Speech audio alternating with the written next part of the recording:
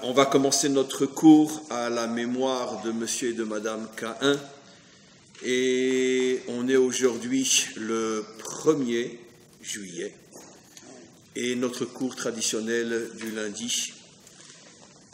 Et dans cette paracha, Parashat Chukat, on assiste à quelque chose de tout à fait incompréhensible. Il est décrété sur Moshe, comme nous le savons, qu'il ne rentrera pas en Israël. Si on ne savait pas ce qui s'est passé, on pourrait s'imaginer, je ne sais pas moi, qu'il a assassiné 250 000 personnes, qu'il a violé 500 000 jeunes filles, qu'il a craché au visage du bon Dieu. Qu'est-ce qu'il a pu faire, un homme qui a voué sa vie pour le peuple juif, qui a traversé les pires difficultés, les pires souffrances, qui s'est mis combien de fois en danger? Un bref rappel, comme Rachi nous le dit, quand il avait 18-20 ans, comme c'était bien sûr quelqu'un d'extrêmement brillant, il a grandi dans le palais de Pharaon. Pharaon voyait en lui son héritier. Il ne voyait personne qui pouvait prendre sa place à part son petit-fils, le fils de sa fille. Et il organise, tout ça c'est dans Rachi, je détaille bien sûr un petit peu, Pharaon organise une grande fête avec tous les grands d'Égypte pour nommer officiellement Moshe futur pharaon d'Égypte. Et ce jour-là, Moshe sent qu'il est en danger spirituel parce que même si c'est Moshe, grâce à Dieu, c'est un homme, et donc si c'est un homme, il a forcément lui aussi des faiblesses. Et Moshe a très peur que s'il ne fait pas immédiatement quelque chose qui remettra en cause la possibilité qu'il soit lui-même le futur pharaon, va savoir s'il résistera à la tentation. Et ce jour-là, il sort voir ses frères. Nos maîtres posent la question, quoi, ce jour-là, il sort voir ses frères, il n'est jamais sorti dehors, il a quand même 20 ans. Oui, mais les autres jours, il passait. Mais ce jour-là, il décide de faire quelque chose qui va rendre impossible sa nomination. Il cherche qui il pourrait tuer. Il n'est pas à ce point un voyou pour tuer n'importe quel gardien qui est en train de fouetter des Juifs, parce que, évidemment, même s'il le mérite, c'est pas suffisant aux yeux de Moshe. Et puis bon, il voit cette histoire de ce gardien égyptien qui est en train de battre à mort un Juif, et Moshe, qui a le roi HaKodesh, qui est capable de voir au-delà des yeux de chair, comprend qu'en vérité que cet Égyptien est en train de tuer ce Juif parce qu'il veut lui prendre son épouse. Et donc c'est une justification suffisante aux yeux de Moshe, et il le tue. Il le tue, c'est-à-dire qu'il signe son arrêt de mort. Quelques jours après, il est arrêté, il va être décapité, il arrive à s'enfuir, il passe 60 ans en Afrique, il deviendra roi d'une tribu africaine, il épousera une africaine, et après il retourne, il s'en va d'Afrique, il arrive en Midian, la fameuse Médine aujourd'hui, qui est une ville d'Arabie Saoudite, et c'est là qu'il rencontre sa deuxième épouse, Tzipora, et c'est là qu'il reçoit l'ordre de devenir le libérateur. Et à ce moment-là, il va devoir se mettre dans une situation où, d'après la logique, le bon sens et toutes les bonnes raisons du monde, et d'après toutes les lois de la nature, il n'a aucune chance de s'en sortir, affronter Pharaon. Et il affrontera Pharaon, il s'en sortira. Et il sort Israël d'Égypte. Et comme je l'ai dit dans le dernier cours, si je ne me trompe pas, et je le dis souvent, c'est une blague très sérieuse. La grandeur véritable de Moshe, c'est qu'il arrive à supporter notre peuple pendant 40 ans dans le désert, ce qui est un exploit inimaginable. Chez nous, les premiers ministres tiennent 4 ans au maximum. Enfin, ça fait longtemps qu'ils n'arrivent même plus à tenir 4 ans, ils tiennent 2 ans. Parce que supporter notre peuple plus de 2 ans, c'est impossible. C'est pour ça qu'Hachem nous a choisis, parce qu'il sait que s'il réussit avec nous, il réussira avec tout le monde. Et donc, 40 ans dans le désert, il arrive à supporter les Juifs. Et ça y est, on est à la frontière, ça y est, on rentre. Donc ça y est, toute sa vie, il l'a donné pour ce peuple. Toute sa vie. Il a 120 ans. Et ça a commencé à l'âge de... En fait, ça a commencé à l'âge de 3 mois, quand sa sœur l'a mis dans la corbeille pour échapper à la noyade. Toute sa vie, il a vécu loin des siens, loin de sa famille, loin de son peuple, 60 ans en Égypte, en Afrique. Il a tout sacrifié pour ce peuple. Et voilà que Myriam, sa sœur, sa grande sœur, meurt. Et comme on sait, l'eau sortait miraculeusement du rocher. Je ne rentre pas dans les détails, gardons l'histoire telle qu'elle est racontée dans la Torah. L'eau sortait pendant 40 ans miraculeusement du rocher grâce au mérite de Myriam. Myriam meurt et le rocher s'arrête de donner de l'eau. Moshe cherche le rocher, il le trouve et il demande à Hachem de refaire sortir de l'eau. Hachem lui dit, il n'y a pas de problème, tu vas te mettre devant le rocher, tu vas parler au rocher et le rocher va donner à nouveau de l'eau. Moshe, je ne rentre pas dans les détails, c'est plus nuancé que ce que je vais dire, mais ce n'est pas intéressant pour notre cours, donc prenez les choses comme je le dis.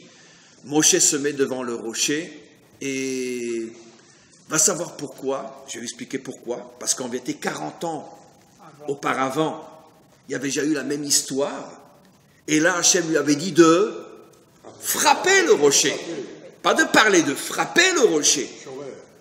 Et là, Moshe Kaniré a un bilboul, il ne se rappelle plus, il m'a dit de parler, il m'a dit de frapper. Bon, comme c'est sûr qu'une fois j'ai frappé et ça a marché, et je suis sûr d'avoir entendu au moins une fois frappe le rocher il y a 40 ans, j'étais jeune, j'avais 80 ans, et donc... Est-ce que Hachem lui dit de prendre son bâton? Oui, en plus, Hachem lui avait dit de prendre, merci, Hachem, même s'il lui avait dit de parler, lui dit de prendre son bâton. Donc, il me dit de prendre mon bâton, il y a 40 ans, il m'a dit de prendre mon bâton et il frappe le rocher, Kaniré qu'il faut le frapper. Il le frappe, et le bon Dieu, qui est si bon, d'accord, lui dit, taré mental, tu rentreras pas en Israël. Ni toi, ni ton frère, vous ne rentrerez pas en Israël. En plus, si c'était vraiment une faute inimaginable, on se serait attendu à ce que l'eau ne sorte pas du rocher. Mais l'eau est oui sortie du rocher. Donc l'eau sort du rocher. Hachem lui dit prends ton bâton. Il y a 40 ans, il lui dit frappe le rocher. Alors là, très bien, il s'est trompé. Au lieu de parler, il a frappé. Mais ça mérite une telle punition, mais vous imaginez, plus tard, dans le prochain livre, il va prier 515 prières.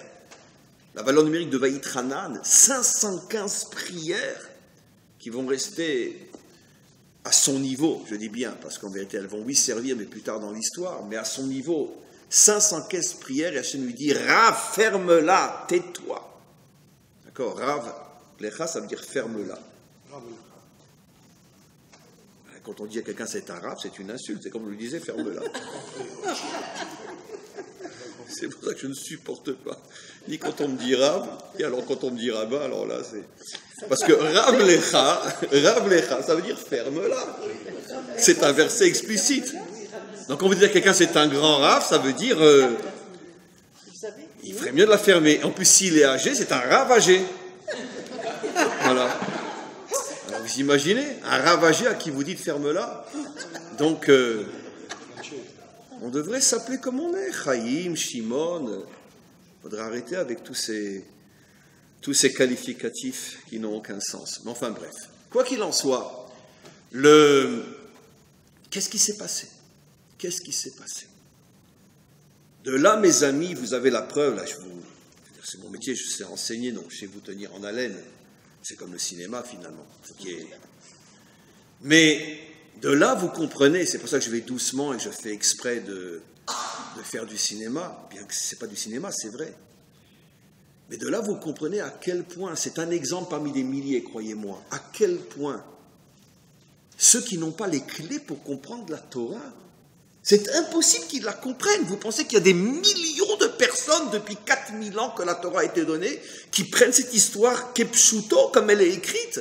Mais comment un homme qui a ne serait-ce qu'un centième de cerveau dans la tête peut croire que cette histoire, il faut la comprendre comme elle est écrite? C'est impossible. Sinon, excusez-moi, on ne demande de ne pas entendre, sinon on n'en veut pas du bon Dieu. Un bon Dieu comme ça, on n'en veut pas, c'est pas possible. Qu'est-ce qu'il a fait le pauvre? 120 ans, il te donne de sa vie, et parce qu'il a frappé au lieu de parler, alors que toi, il y a 40 ans, tu lui as dit de frapper, Ça veut dire quoi? Ça mérite une telle punition?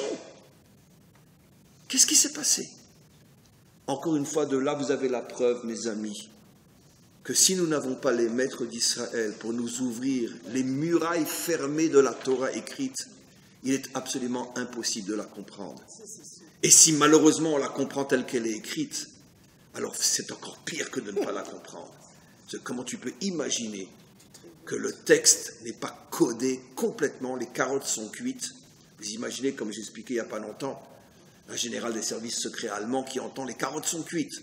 Alors son supérieur lui dit, alors qu'est-ce que tu as entendu? Pas de problème, les carottes sont cuites. D'accord. Oui, mais quelques heures après, c'est le débarquement. Ça s'appelle les carottes sont cuites. La Torah, c'est les carottes sont cuites. Il n'y a aucun verset, aucun mot, aucune lettre, aucun espace entre les lettres que l'on a le droit de prendre comme il est écrit. C'est que des codes. Et si tu n'as pas le décodage, eh ben, tu vas subir le débarquement. Ça veut dire que le mensonge va t'envahir et tu vas croire que tu comprends la Torah et tu ne comprends rien. Qu'est-ce qui s'est passé? Qu'est-ce qui s'est passé? Alors, Baruch Hashem, on a les maîtres d'Israël qui nous expliquent à quoi cette métaphore fait allusion et quel est le décodage. Il nous explique la chose suivante. Pourquoi, il y a 40 ans, il fallait frapper le rocher, et pourquoi 40 ans après, il faut parler au rocher? L'explication est la suivante. Quand je dis l'explication, c'est-à-dire notre explication, bien évidemment. Ne croyez pas qu'on explique tout ce qui est dit à ce sujet-là. Dites-moi, mes amis, je vais vous donner un exemple très simple.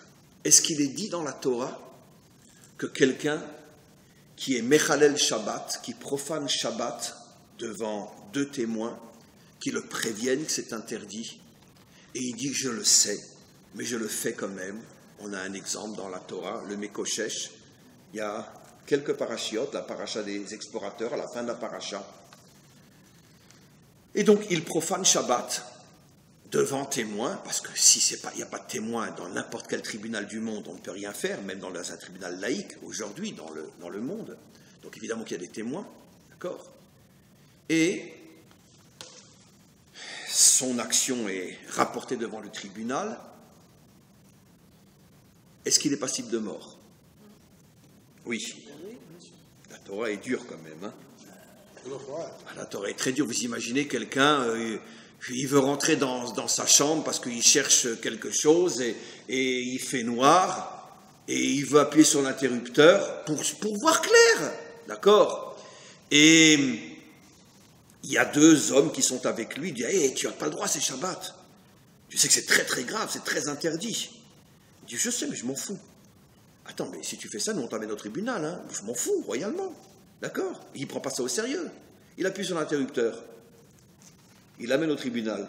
D'après la Torah, il est passible de mort.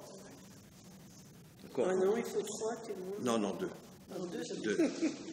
Ben, franchement, on se croirait en Iran, en Arabie Saoudite. Hein. D'accord. Et quelle va être sa mort? Skila. C'est quoi Skila? C'est pas Bouskila. Lapidé. Skila, c'est quoi? Lapidé. Lapidé. Vous imaginez un bonhomme, il allume la lumière pour chercher un objet dans sa chambre. Le Shabbat, il est lapidé. C'est marqué dans la Torah. Hein. C'est dur. Heureusement qu'il ne fait pas ça pour tout le monde. C'est dur. Hein. Je serais plus là. C'est dur. Voilà. Imaginez-vous un jeune homme qui voit une jeune fille célibataire passer dans la rue, il la suit, il l'attrape, il la viole et il s'enfuit. Des témoins l'ont vu, des témoins lui ont parlé, il s'est enfui, il est retrouvé, il est rattrapé, il est amené au tribunal. Quelle sera sa punition? Il est passible de mort? Non. Alors bon, rentrons pas dans les détails, mais en tout cas, il n'est pas passible de mort. J'appuie sur un interrupteur, je vais être lapidé, je viole une jeune fille. Je ne suis pas condamné à mort. Vous reviendrez lundi prochain après ce que je vais dire maintenant? Très bien. Sincèrement, je comprends pourquoi il y a tellement de juifs qui ont abandonné la Torah. Hein. Je comprends pourquoi il y a tellement de juifs qui ont abandonné la Torah. Parce que je veux dire, c'est complètement fou cette affaire-là. Tu appuies sur un interrupteur, tu es lapidé, tu violes une jeune fille, tu n'es pas condamné à mort.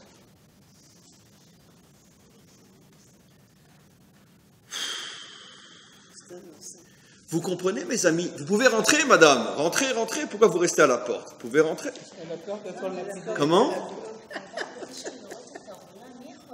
Ah, סליחה. אנחנו באמצע שיעור, אנחנו לא יכולים. לא, סליחה. לא, אני לא יודע. Et vous comprenez maintenant pourquoi, entre autres, le sujet avec lequel on a commencé le cours est dans la parcha qui s'appelle Para Aduma. Zot Chukat HaTorah. Je vous ai déjà expliqué des milliers de fois, maintenant vous le savez par cœur, que le nom d'une parcha contient tous les sujets de la paracha. Ce qui veut dire que, qu'est-ce que c'est Chukat HaTorah? On sait que la Torah est divisée en plusieurs catégories. Il y a les mishpatim, il y a les dinim, il y a les mitzvot, il y a les chukim. C'est quoi les chukim? C'est la partie de la Torah qui traite de lois que nous ne pouvons en aucun cas comprendre. C'est complètement au-dessus de la raison. Je n'ai pas dit, j'ai fait attention dans la manière de le dire, je n'ai pas dit ce sont des lois qui n'ont pas de raison, qui n'ont pas de raison d'être. Ce sont des lois que pour l'instant, nous ne pouvons pas comprendre. Nous ne pouvons pas comprendre. On les comprendra un jour, mais pour l'instant on ne peut pas les comprendre. C'est complètement au-dessus de la compréhension. C'est d'ailleurs pour ça que le décret sur Moshe qui ne rentrera pas en Israël, et dans la parcha qui fait allusion à un comportement d'Hachem qui est complètement au-dessus de notre compréhension, parce que n'essayez pas de comprendre logiquement pourquoi Moshe a été puni, parce que logiquement on ne peut pas comprendre, bien que moi je vous l'expliquerai logiquement. Mais apparemment on ne peut pas comprendre.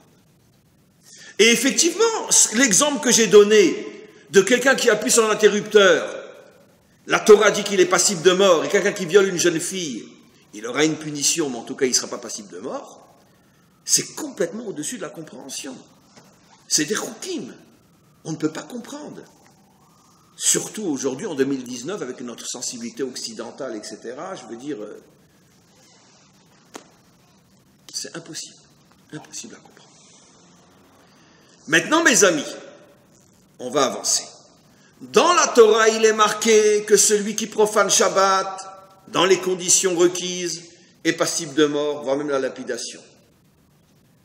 Sur le terrain, concrètement, dans la vie de tous les jours, est-ce qu'on lapidait quelqu'un qui profanait Shabbat? Nos maîtres nous disent qu'un tribunal qui condamnait à mort, on parle du même tribunal, plus qu'une fois tous les 70 ans, est appelé un tribunal sanguinaire. Oh, ça veut dire que je ne comprends pas. La Torah, elle nous dit qu'il est passible de mort, mais sur le terrain, nos maîtres s'arrangeaient pour construire une justice telle que c'était pratiquement impossible de condamner à mort plus qu'une fois tous les 70 ans. Impossible. Pourquoi? Parce que les juges cherchaient par tous les moyens à trouver, ne serait-ce qu'un trou d'aiguille de justification possible pour justifier ce qu'il a fait, pour qu'il ne mérite pas d'être condamné à mort. Le Talmud raconte une histoire folle. Deux témoins qui viennent et qui disent « Nous avons vu Shimon assassiner son voisin. C'était dans la forêt. D'accord? C'était sous un arbre. Et dans le tribunal, il y avait un grand maître qui s'appelait Ben Azaï. Ben Azaï leur a posé la question. Ah, c'était sous un arbre? Est-ce que vous pouvez me dire quel fruit portait cet arbre? Il y en a un qui a dit, je pense que c'était un châtaignier. L'autre, il a dit, non, mais pas du tout, c'était un arbre sans fruits. D'accord? Mais les deux disaient clairement que Shimon a tué Réhouven. Ben Azaï s'est levé, il a dit, rentrez chez vous. On ne peut pas juger. Si vous n'êtes pas d'accord sur qu'est-ce que portait l'arbre, on ne peut pas vous accepter comme témoin. Nos maîtres posent une question, mais enfin, qu'est-ce qu'on en a à outre de savoir ce que l'arbre portait comme fruit? D'accord? Ce qui compte, c'est que les deux sont d'accord que Shimon a assassiné Réhouven. Et nos maîtres disent non. Un tribunal fait tout, jusqu'à chercher la petite bête invisible, pour trouver un srout qui fera qu'on n'accomplira pas une punition trop grave, comme la mort. Alors on voit qu'il y a un déphasage inimaginable entre ce que la Torah nous dit et son application concrètement, même à l'époque où tout Israël était jugé par les lois de la Torah, même à cette époque-là, aujourd'hui n'en parlons pas, même à cette époque-là, les maîtres d'Israël ne condamnaient pas. Ne condamnaient pas. Absolument impossible. Jusqu'à aujourd'hui, une femme adultère est lapidée en Arabie Saoudite, en Iran, au Pakistan, en Afghanistan, etc. Nous, depuis que la Torah nous a été donnée, ça n'est pratiquement jamais arrivé qu'une femme adultère soit lapidée. Pourquoi? Même si la Torah le dit, mais nos maîtres s'arrangeaient pour que de toute façon, on n'y arrive pas. Alors pourquoi? Pourquoi ne pas tenir compte de la Torah telle qu'elle nous a été donnée?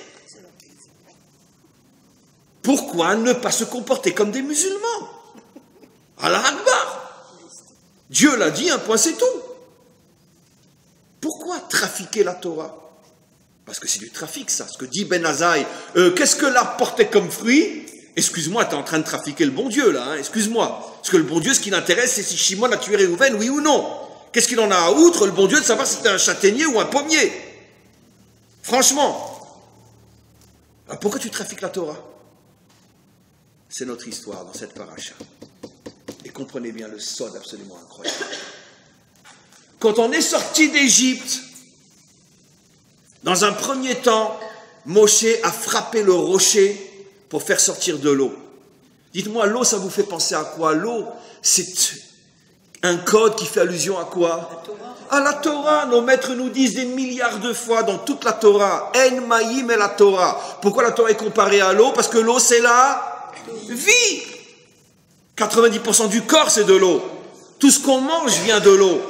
Sans eau, c'est le désert, on meurt. Donc l'eau, c'est la vie. C'est pour ça que dans toute la Torah, l'eau s'appelle Maïm Chaim.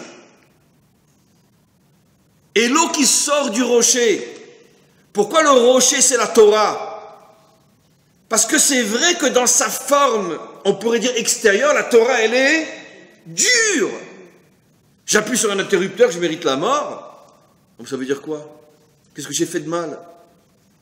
D'accord. Donc la Torah est comparée à un rocher, parce que la Torah, dans sa forme telle qu'elle se présente, est dure. Et l'eau qui sort du rocher, c'est effectivement les enseignements de la Torah. 40 ans au préalable, Moshe a frappé le rocher pour faire sortir l'eau. Frapper, ça fait allusion à la punition. Parce que Moshe, à ce moment-là, nous a présenté la Torah telle qu'elle est, dans sa forme originelle. Originelle, pardon. Dans sa forme originelle, effectivement, que la Torah se présente comme quelque chose de dur qui punit. Et si tu fais, je te cogne. Et si tu fais pas, je te cogne aussi. Alors qu'est-ce que je fais? Tu te la fermes et tu fais. Très bien. Et c'est ça la Torah. Et pourquoi, d'une certaine manière, ne prenez pas mal ce que je dis, je vais essayer de le dire de la manière la plus nuancée possible, mais pourquoi, quand il y a 2000 ans, un groupe de juifs qui a essayé de revoir la Torah a tout fait pour abolir la loi? Parce que l'aspect loi de la Torah, c'est l'aspect insupportable de la Torah. L'esprit de la Torah, oui, mais pas la lettre de la Torah, la loi de la Torah. Elle est dure, elle est comme ce roc, comme ce rocher. Et donc, on va essayer de contourner la loi. Et ne vous faites aucun doute, 80,9% des Juifs qui n'accomplissent pas la Torah aujourd'hui, le point de départ, c'est une révolte contre la loi. Et surtout dans le monde d'aujourd'hui où on voit faussement, mais on voit malgré tout ce que À quoi ressemble un peuple qui accomplit la loi à la lettre? On le voit chez nos voisins. Et donc je comprends que le monde de Tel Aviv dit, mais j'ai absolument pas envie d'être un Iranien. J'ai pas envie d'être un Saoudien. Je suis juif. Et au contraire, le grand problème de nos juifs à nous, c'est qu'ils se sentent plus juifs que les religieux. Pourquoi? Parce que moi je suis un humaniste. Moi j'aime les hommes. Et c'est sûr que tromper son mari ou tromper sa femme, c'est pas joli, mais ça ne mérite pas d'être lapidé comme un chien.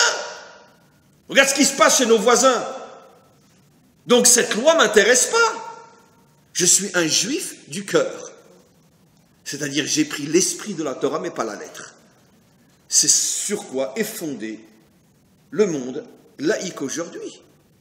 Et d'une certaine manière, le monde laïque partout dans le monde. Mais quelle est l'erreur fondamentale des laïcs?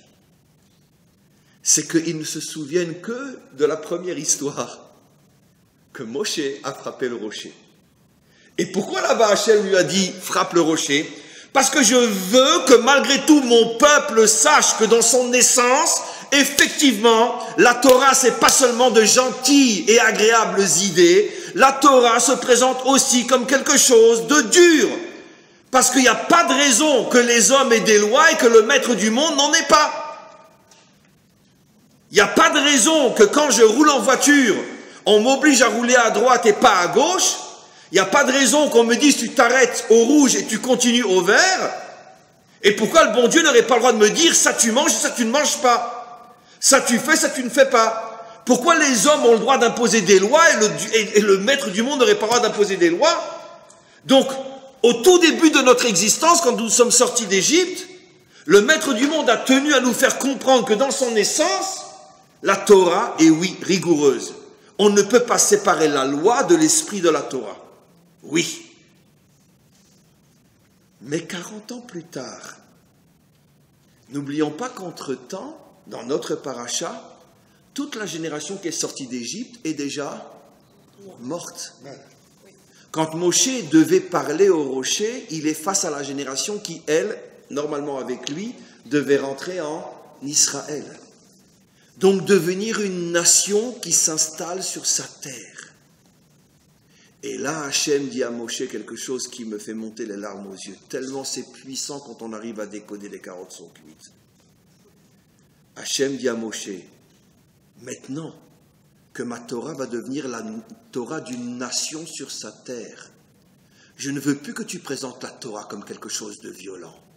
Je veux que tu présentes la Torah comme quelque chose sur lequel on peut discuter, on peut poser des questions, on essaye de comprendre et on essaye de convaincre. On ne frappe plus, on essaye de convaincre. Parle au rocher et voici il est capable de te donner tes eaux. Ça veut dire que dans son essence, telle qu'elle est en haut, la Torah est dure. Mais dans sa réalisation telle qu'elle doit rentrer dans un peuple, c'est le dialogue. On parle, on discute.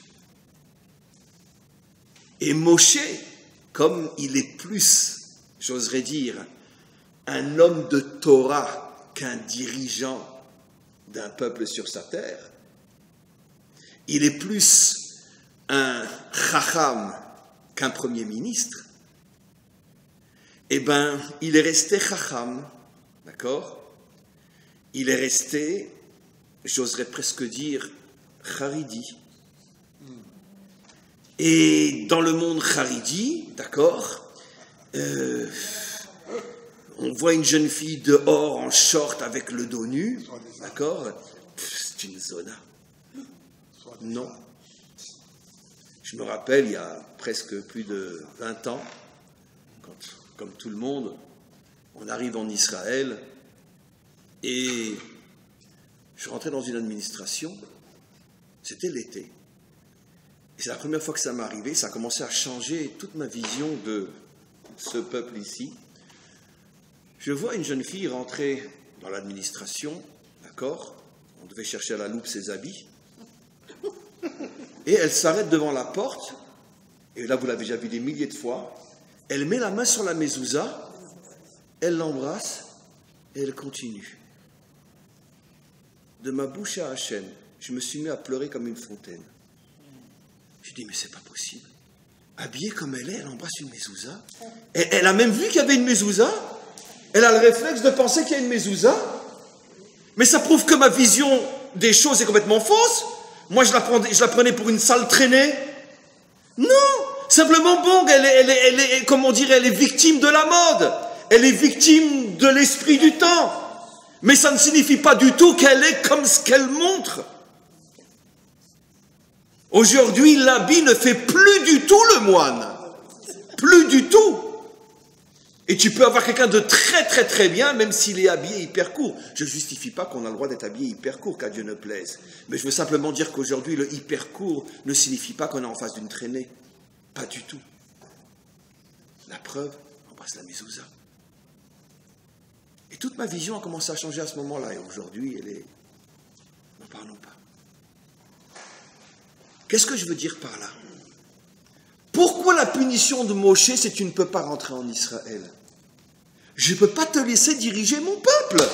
Parce que je veux à la tête de mon peuple des gens qui soient capables de parler de la Torah, de convaincre par leurs enseignements qu'il faut respecter la Torah. Mais pas de venir par la force en montrant un bâton. Si tu ne respectes pas la Torah, je te le casse sur la tête. Non. Parlons, dialoguant.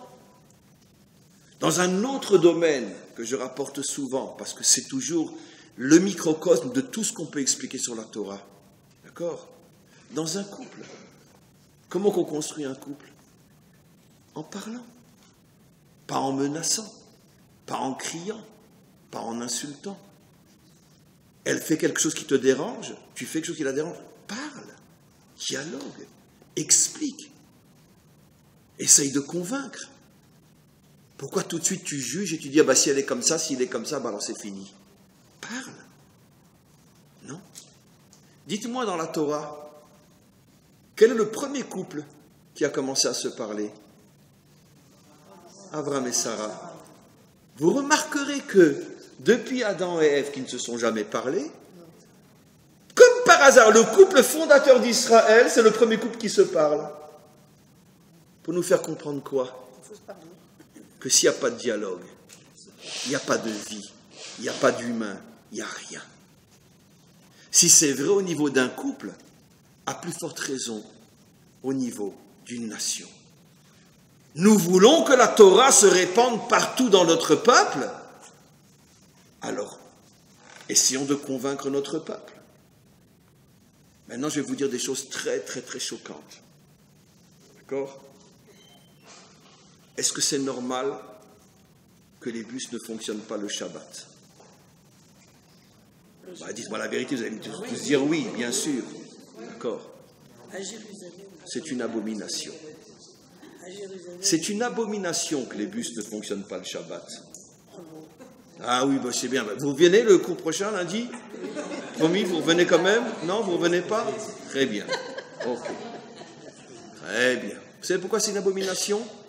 Parce que ça a été imposé par la force, par le pouvoir politique des partis religieux qui, pour pouvoir donner d'autres choses, on négocie, on dit, vous nous donnez les autobus le Shabbat, et on vous donnera qu'on se met avec la droite ou avec la gauche, peu importe.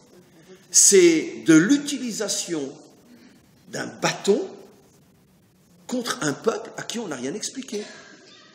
D'accord? Parce qu'il y a des centaines de milliers de juifs le Shabbat qui voudraient prendre le bus et qui ne peuvent pas le prendre parce qu'il y a eu un accord politique, donc un accord forcé entre les milieux religieux et le gouvernement. On vous donne, vous nous donnez. Eh bien, c'est ça, frapper le rocher. Au lieu de sortir et d'expliquer à tout Israël pourquoi c'est important qu'il n'y ait pas de bus Shabbat, non, on prend des raccourcis, on utilise la force politique et on impose à la majorité des juifs israéliens ou d'acheter une voiture ou de rester chez eux le Shabbat. C'est ça la faute de Moshe. Hachem a dit à Moshe, toi tu ne peux pas être le leader de mon peuple. Impossible, reste dans le désert. Tu ne peux pas. À mon peuple, je veux qu'on lui parle, pas qu'on lui impose les choses. J'ai dit que les bus doivent fonctionner le Shabbat, chas v'shalom. J'ai dit que la manière dont on les empêche de fonctionner, est fausse. On ne parle pas, on n'explique pas. Très bien. Là, je vais dire quelque chose qui va vraiment, alors là, vous choquer. J'espère que je vais prendre des photos parce que je sais pas, c'est peut-être la dernière fois que je vous vois. Chilton, ça va? Très bien. Dites-moi, est-ce que c'est normal qu'on soit dans la Judée-Samarie? Oui. Mais évidemment, c'est à nous. Oui. Le problème, c'est que bien sûr que oui. Je rajouterais même, c'est dommage qu'on n'ait pas aussi du côté est du Jourdain. Bientôt, Bezrat Hashem. Mais la manière dont on y est une abomination. Vous savez pourquoi? Parce qu'on utilise la force politique. Et je vais vous donner un exemple très simple, mes amis. Dites-moi, quand il y a eu le retrait, ou plutôt, comment on dirait en français, le guirouche? Non. L'expulsion, merci. D'accord? Des Juifs, des Israéliens du Gush Katif. Vous avez vu le peuple réagir? D'abord, c'est la droite qui les a mis dehors. Et le dirigeant le plus droitier de tous les droitiers de la droite, Sharon. Vous avez vu des manifestations dans la rue? Oui, très bien, quelques-unes. Allez, bon, d'accord, à la loupe, très bien. D'accord, des minuscules petites, genre on fait quelque chose, et de toute façon toutes orchestrées par les gens du Gush Katif eux-mêmes, qui envoyaient des gens à eux bloquer les routes. Il suffisait de les voir pour voir que c'est des gens du Gush Katif, ce n'était pas des Israéliens de Tel Aviv, ni de Jérusalem, ce n'était pas la communauté française de Baka, il n'y a aucun risque. Très bien. Et donc, vous avez vu que le peuple a réagi, le peuple s'est soulevé, etc. Très bien. Maintenant, je vais vous dire quelque chose d'extraordinaire. De ma bouche à Hachem, je n'en rajoute pas un mot. Moi, après le Guirouche, j'y étais comme des milliers d'autres le Shabbat avant le Guirouche était un dimanche, et j'ai passé le Shabbat juste avant, là-bas. Et on est parti après le Motzei Shabbat.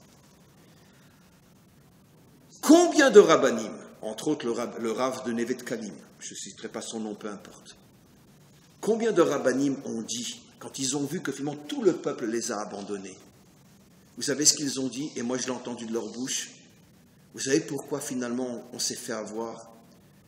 Moi, j'étais le Shabbat avant le Guirouche à Nevet Kalim, dans le plus gros yeshuv de Gush Katif. Et le Rav de Nevet Kalim, d'accord, qui après a fait se tirer une balle dans la tête pour ce qu'il avait dit, tellement il n'y croyait pas. Il est devant nous, on est des milliers venus de tout Israël, en plus de ceux qui sont sur place, à l'entendre. Et il dit, ça devait commencer le lendemain, le Guirouche. Et il dit, mes amis, ne vous inquiétez pas. C'est impossible qu'il nous expulse. D'accord? Notre peuple ne laissera pas faire. Ne vous inquiétez pas. Et le lendemain, en quelques heures, ils étaient tous dehors. Le même Rav a dit après, quelques semaines après, et j'y étais et je l'ai entendu, a dit, vous savez quelle était notre erreur? C'est parce que partout où c'est installé dans le pays, on a utilisé notre force politique. On n'a jamais pris le temps d'aller parler à notre peuple pour leur expliquer pourquoi on est là où on est. Et c'est pour ça que finalement, mesure pour mesure, on a utilisé la politique pour être là où on est. Et bien quand la politique nous met dehors, le peuple ne réagit pas, puisque de toute façon, on n'explique jamais rien. Depuis le Gush Katif, écoutez-moi bien, c'est monté un réseau partout dans le pays, qui est de plus en plus fort, qu'on appelle le Garin HaTorani. Mot à mot, le noyau Torani. Ça veut dire que qu'est-ce que fait ce monde-là? Ils ont envoyé des familles entières dans toutes les villes d'Israël, même les plus petites, où s'installent des gens de cette tendance-là, montent des communautés, donnent des cours pour être au milieu du peuple, lui parler et leur expliquer qui ils sont, ce qu'est leur idéal et pourquoi ils font ce qu'ils font. Ils ont compris que ce qui avait manqué, c'est le dialogue. On ne parle pas. On utilise notre force politique, puisque c'est la droite qui est au pouvoir. Il faut dire que pendant des années, même la gauche au pouvoir a construit plus de yeshuvim dans Yehuda Shomron que la droite elle-même, peu importe. mais parce que la gauche d'il y a 30 ans était plus à droite que la droite d'aujourd'hui, ça il faut le savoir, mais peu importe. Mais quoi qu'il en soit, il n'y avait pas de dialogue. On vote une loi, allez, on construit un yeshuv dans Yehuda. Et le peuple, lui, tu lui demandes son avis, les dirigeants décident. Mais ça, c'est de la force. C'est pas du dialogue. La Torah, dans cette paracha, nous apprend quelque chose d'extraordinaire. Tout ce qui touche à la Torah doit passer par le dialogue, par l'enseignement. Il faut arriver à convaincre, il faut arriver à persuader. Tu y arrives, tant mieux. Tu n'y arrives pas, tu n'utilises pas la force pour faire passer la Torah. Et malheureusement, jusqu'à aujourd'hui, tous les partis religieux qui sont à la Knesset n'y sont que pour une seule et unique chose, utiliser leur voix et leur pression politique pour obtenir des avantages religieux sur le compte de tout Israël. J'ai fait un cours récemment en hébreu où je disais « Le Mashiach viendra le jour où il n'y aura plus de partis religieux à la Knesset. » J'ai pas dit pas de religieux, pas de partis religieux. Le jour où il n'y aura plus de partis religieux, à ce moment-là, le Mashiach se dévoilera. Parce que les partis religieux sont à 90% la véritable cause de tous les malheurs que nous avons ici. Parce qu'ils profanent la Torah en montrant au peuple une image de la Torah qui est celle de l'islam et non du judaïsme authentique. La force, un point, c'est tout. Et c'est pas comme ça qu'on arrivera à ramener notre peuple à la Torah. Et c'est pour ça que le Mashiach ne se dévoile pas. Vous comprenez maintenant pourquoi Moshe a été puni comme ça? Vous comprenez le décodage? Vous comprenez que c'est pas simplement que, au lieu de dire coucou avec un bâton, il a dit, avec la bouche, il a dit coucou avec un bâton. C'est que c'est toute l'histoire de la construction de la nation d'Israël qui est en jeu dans ce code des carottes sans cuites. Ici, la Torah nous apprend qu'un leader véritable, s'il veut que la Torah dirige notre peuple, il doit être capable de parler, de convaincre et de ne jamais utiliser la force pour faire valoir ce à quoi il croit quand il s'agit de la Torah. Parce que le bon Dieu ne veut pas que tu utilises la force pour convaincre le monde que c'est lui qui a raison. Le vrai bon Dieu n'est pas Allah. Le vrai bon Dieu veut que le monde arrive à lui par le dialogue. Parle au rocher et ne lui casse pas la figure.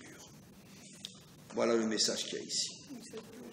Et, ben oui, c'est vous. Ben, je suis très fort dans mes cours. J'ai plus de 30 ans de métier, quand même. Comment?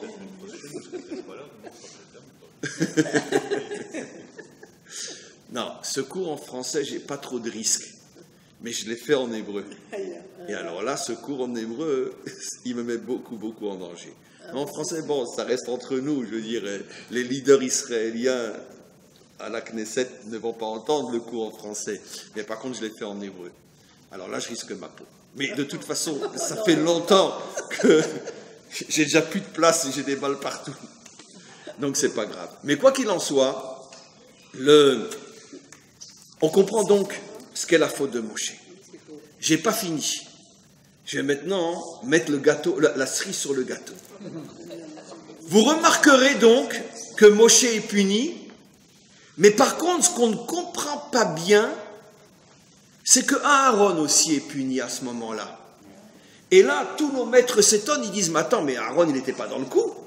Il n'y a que Moshe. Alors, il y en a qui disent, mais ils sont très vite contredits. Oui, mais parce qu'il aurait peut-être pu empêcher son frère. Depuis quand Aaron va empêcher son frère de... C'est pas aaronique comme comportement. Donc, qu'est-ce qui s'est passé? Continuons un petit peu la paracha. On voit que, bien que Moshe a entendu qu'il ne rentrerait pas en Israël, là encore une fois une preuve de la grandeur inimaginable de Moshe, il continue à se soucier de l'entrée d'Israël sur sa terre, tout en sachant que lui ne rentrera pas.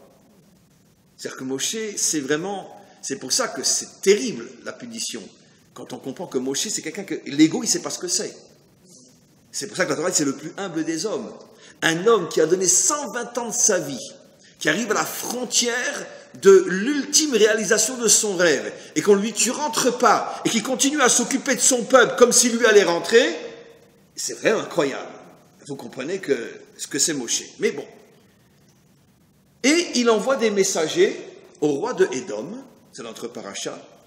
Pourquoi? Parce que Édom, c'est quelle région aujourd'hui?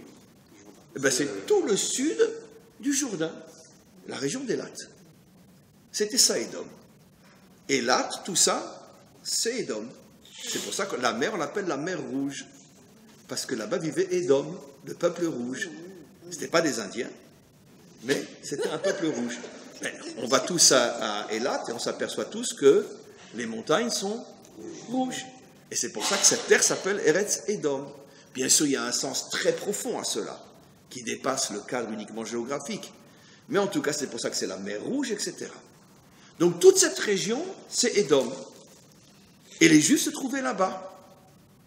Alors, s'ils doivent contourner Édom, ça rallonge l'entrée de plusieurs semaines, de plusieurs mois. Par contre, s'ils traversent Édom, en quelques jours, on est de l'autre côté et on se retrouve en Israël. On va faire un petit saut dans les hôtels d'Élat, on se baigne et après on continue. Très bien. Donc, finalement, le premier qui a pensé à construire Élat, c'était Moshe Rabbeinu.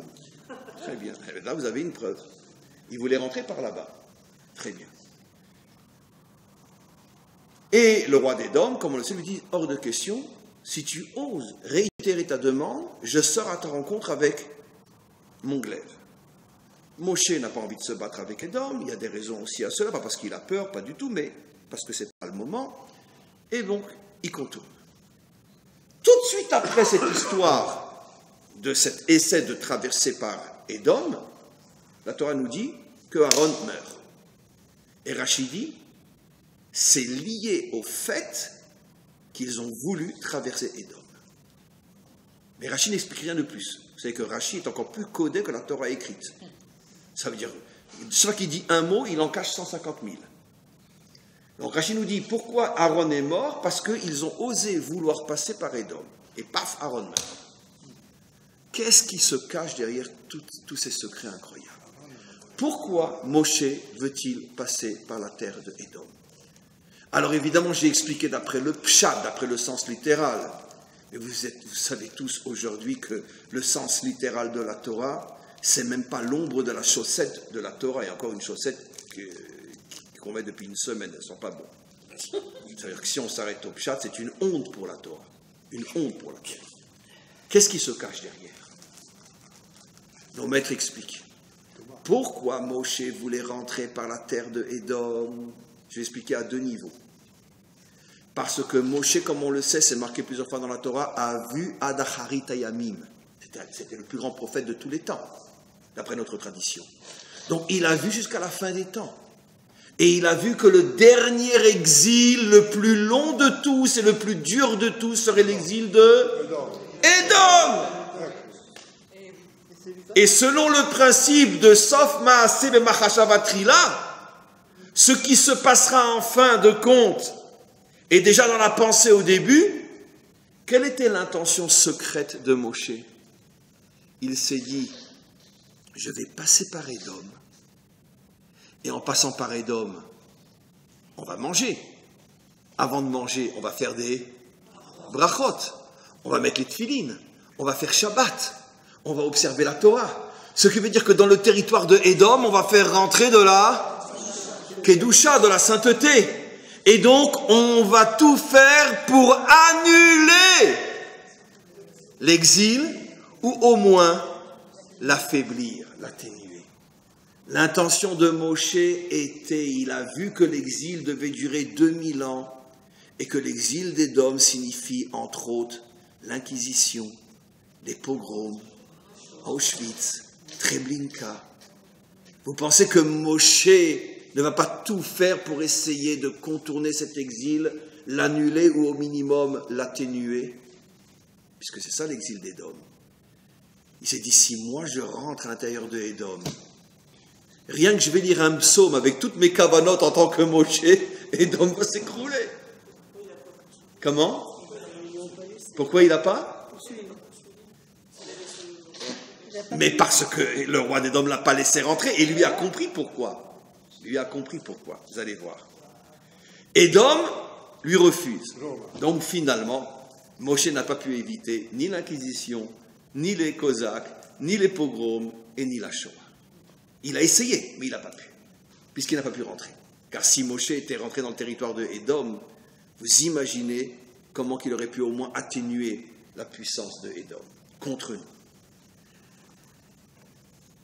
Mais pourquoi précisément Édom? Pourquoi? Et là, il y a quelque chose d'absolument incroyable. Moshe dit au roi de Édom, nous n'irons ni à droite ni à gauche, derech amelech neler. Traduction d'après les chaussettes sales, le pshat. Ne t'inquiète pas, hein, nous n'irons pas visiter ton pays, nous n'irons ni à droite ni à gauche, on marchera tout droit selon le chemin que tu nous indiqueras. Bon, ben, d'accord, on est dans la Torah, pourquoi a-t-il besoin de dire yamin ou smol? Pourquoi a-t-il besoin de dire derech ameler? Nous irons dans le chemin du roi. Qu'est-ce qui se cache derrière ça? Ça fait entre autres allusion au Melech HaMashiach, bien sûr. Mais nos maîtres nous disent, ça fait allusion à quelque chose d'extraordinaire. La droite, c'est la bonté, comme on le sait tous dans les codes de la Torah. Abraham est à droite, la bonté. La gauche, c'est la rigueur. Rien à voir avec les partis politiques aujourd'hui, mais je parle des codes de la Torah. La gauche, c'est la rigueur, Yitzhak. Et Derech Ameler, c'est quoi le roi? C'est quoi un leader, un vrai leader? Celui qui arrive dans chaque situation à savoir quelle est la juste mesure entre la droite et la gauche. Tout à l'heure, je disais que quand il n'y aura plus aucun parti religieux à la Knesset, le Mashiach se dévoilera. Maintenant, je rajoute, et quand il n'y aura plus non plus ni de droite ni de gauche. Quand il y aura Derech Ameler, quand on aura enfin un dirigeant qui arrivera à représenter tout Israël, c'est-à-dire le Mashiach lui-même, tout Israël. Je suis ni à droite ni à gauche. Je suis ni dati ni haridi. Je suis un enfant d'Hachem, Nekuda. Et ça inclut toutes les facettes de mon peuple. Ça, c'est un vrai dirigeant. Maintenant, c'est ce que Moshe lui dit. Derech hamelech neler. Ça veut dire que quoi? Nous voulons construire une nation qui ne sera ni à gauche ni à droite. On ne sera pas une nation qui ne parle que d'amour. On n'ira pas que à droite. On ne sera pas une nation qui ne parlera que de djihad. On ne sera pas que à gauche. On veut être un peuple qui arrive à réunir toutes les extrêmes et tous les contraires. Derech Ameler. Ça veut dire que notre religion, ne t'inquiète pas, ne sera pas la religion de l'amour. Mais ça ne sera pas non plus la religion où on tue tous les infidèles et on massacre tous ceux qui ne pensent pas comme nous. On ne sera ni à droite ni à gauche. Notre foi, c'est Derech Ameler. On veut faire la synthèse, finalement, entre la droite et la gauche. Mais Moshe n'est pas arrivé. Et pourquoi Moshe n'est pas arrivé à rentrer? Et comment qu'il a interprété le refus de Édom? Parce que Moshe avait déjà au préalable fait l'erreur de frapper le rocher au lieu de lui parler. C'est-à-dire que Moshe avait déjà montré que finalement, malgré toutes ses bonnes intentions, il n'a pas pour l'instant la carrure d'un vrai leader. Il est un petit peu trop haredi. La loi. Et donc tu es un petit peu trop à gauche, Moshe. Ne vote pas pour Barak cette fois-ci. Tu es un petit peu trop à gauche. D'accord. Et maintenant, et pourquoi Aaron est mort tout de suite après? Parce que Aaron, il est un petit peu trop à droite. Et mes amis, ne prenez pas mal ce que je veux dire. Mais nous savons, notre tradition nous enseigne depuis 4000 ans que toute l'histoire humaine non juive s'enracine dans la Torah. Et à plus forte raison notre histoire. Eh bien, la racine thoraïque du christianisme, c'est Aaron, et la racine thoraïque de l'islam, c'est Moshe qui a frappé le rocher. Voilà. Moshe a essayé de réparer en disant, nous n'irons ni du côté de Aaron, ni de la faute que j'ai fait de frapper le rocher. Je te promets qu'on va passer au milieu. Mais le roi de Édom lui dit, c'est trop tard, Moshe. Parce que toi et ton frère, vous avez déjà tous les deux fait la faute qui prouve que toi, tu es trop à gauche et lui, il est trop à droite. Toi, tu es trop à gauche. Tu as frappé le rocher au lieu de lui parler. Et ton frère est trop à droite. Quand ils sont venus lui demander, pour la faute du veau d'or, d'accord, de participer, au lieu de dire, tuez-moi comme l'a fait Rour, tuez-moi, mais moi je ne participerai pas, qu'est-ce qu'il a fait Aaron? Bon, il faut les comprendre, Moshe n'est pas revenu, aime ton prochain comme toi-même, etc., etc. Et finalement, il a fait un excès d'amour pour son peuple. Et donc, le roi d'Édom lui dit, toi, ton frère, il est trop à droite, et toi, tu es trop à gauche. Et donc, vous ne pouvez pas pour l'instant avoir le Derer Améler. D'une certaine manière, c'est exactement ce que nous revivons aussi aujourd'hui en Israël. On a le monde de la Torah d'un côté, dont beaucoup sont trop à gauche, pas dans le sens politique du terme, et on a, l'Israélien classique qui lui, Mitzad Ga'ava, le défilé gay, on sait, on est tous pareils, voilà. Eh bien, le roi d'Édom ne s'est pas trompé quand il a dit à Moshe, t'inquiète pas, jusqu'au Mashiach, vous êtes ou à droite ou à gauche. Mais vous n'êtes pas au milieu. Vous avez vu tous les codes qu'il y a là-dedans? C'est incroyable, hein? Incroyable. Maintenant, vraiment, le mot de la fin. Vous comprenez maintenant pourquoi la guerre de Gog et Magog, dit le Malbim il y a plus de 150 ans, et disent tous nos maîtres, et on le voit tous les jours aujourd'hui, c'est l'union de Édom et d'Ishmaël contre nous? Bien sûr, on l'a déjà dit 1000 fois. Édom, le monde occidental, Ishmaël, etc. Est-ce que Ishmaël pourrait se battre contre nous s'il n'avait pas Édom derrière? Non. Est-ce que notre ennemi, franchement, c'est Ishmaël ou Édom? Ishmaël, sans l'argent des Européens, il ne peut rien faire. Sans la force politique des Européens, il ne peut rien faire. Et comme je dis toujours, aujourd'hui, pendant 4 ans encore, on a Trump qui met l'Amérique de côté, mais dans 4 ans, les démocrates reviennent au pouvoir. On a le monde entier contre nous. Et on aura une alliance comme jamais dans l'histoire, ça sera la guerre de Gog et Magog, entre Édom et Ishmaël. Et pourquoi le dernier combat contre nous avant la délivrance, c'est Édom et Ishmaël? Parce que le Édom aujourd'hui représente l'extrême droite dans le sens, la religion de l'amour. Ishmaël représente l'extrême gauche, la religion du Din, Allah Akbar, Dieu est puissant, pas Dieu est amour, mais Dieu est puissant. Et finalement, et comme Israël n'est toujours pas à la hauteur et n'arrive toujours pas à trouver la synthèse des deux, les deux sont là pour nous rappeler que notre mission, c'est de faire la synthèse des deux. Et tant qu'on n'y arrivera pas, ils seront les deux contre nous. Et donc c'est la raison pour laquelle, mes amis, notre victoire contre Édom sera bien plus qu'une victoire physique. Ça sera enfin la réalisation de la mission pour laquelle notre peuple a été créé il y a 4000 ans, apporter au monde le modèle de la synthèse entre la droite et la gauche. Oui pour l'amour, oui pour la rigueur, mais ça ne suffit pas de le dire, il faut savoir gérer les deux. Et gérer l'amour et la rigueur, c'est la chose la plus difficile au monde. Et ça fait des millénaires que tous les peuples et toutes les civilisations piétinent sur ce problème. Et personne n'a encore trouvé la solution. Et quand nous arriverons à trouver le véritable izoun, le véritable équilibre entre quand l'amour, quand la rigueur, et même quand l'amour, combien d'amour, et quand la rigueur, combien de rigueur, et qu'on arrivera à trouver la dose exacte, à ce moment-là sera la délivrance finale pour Israël et pour l'humanité tout entière. Amen.